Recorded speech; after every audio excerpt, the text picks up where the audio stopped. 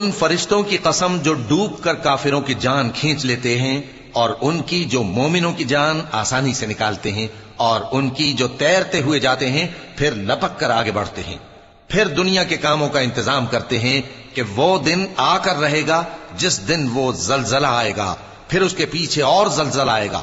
اس دن لوگوں کے دل خوف زدہ ہوں گے اور آنکھیں جھکی ہوئی۔ کافر کہتے ہیں کیا ہم الٹے پاؤں پھر لوٹیں گے؟ بھلا جب ہم کھوکھلی ہڈیاں ہو جائیں گے تو پھر زندہ کیے جائیں گے؟ کہتے ہیں کہ یہ لوٹنا تو سراسر نقصان کر لوٹنا ہوگا۔ تو بس وہ ایک ڈانٹ ہوگی، اس وقت وہ سب میدان حشر میں آ جمع ہوں گے۔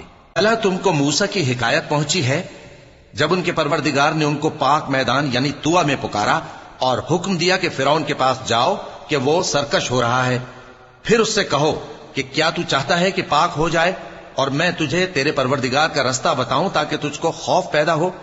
غرض انہوں نے اس کو بہت بڑی نشانی دکھائی مگر اس نے جھٹلایا اور نہ مانا، پھر لوٹ گیا اور تدبیریں کرنے لگا۔ سو اس نے لوگوں کو اکٹھا کیا، پھر بلند آواز سے بولا، سو کہنے لگا کہ تمہارا سب سے بڑا مالک میں ہوں۔ تو اللہ نے اس کو دنیا اور آخرت دونوں کے عذاب میں پکڑ لیا۔ جو شخص اللہ سے ڈر رکھتا ہے اس کے لیے اس قصے میں عبرت ہے۔ بھلا تمہارا بنانا مشکل ہے یا آسمان کا؟ اللہ نے اس کو بنایا، اس کی چھت کو اونچا کیا، پھر اسے برابر کر دیا، اور اسی نے رات تاریک بنائی اور دن کو دھوپ نکالی، اور اس کے بعد زمین کو پھیلا دیا۔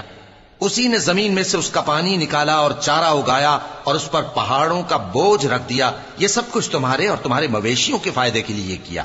پھر جب وہ بہت بڑی آفت آئے گی اس دن انسان جو محنت وہ کرتا رہا یاد کرے گا، اور دوزخ دیکھنے والے کے سامنے لا کر رکھ دی جائے گی۔ اب جس نے سرکشی کی اور دنیا کی زندگی کو مقدم رکھا تو اس کا ٹھکانہ دوزخ ہی ہے۔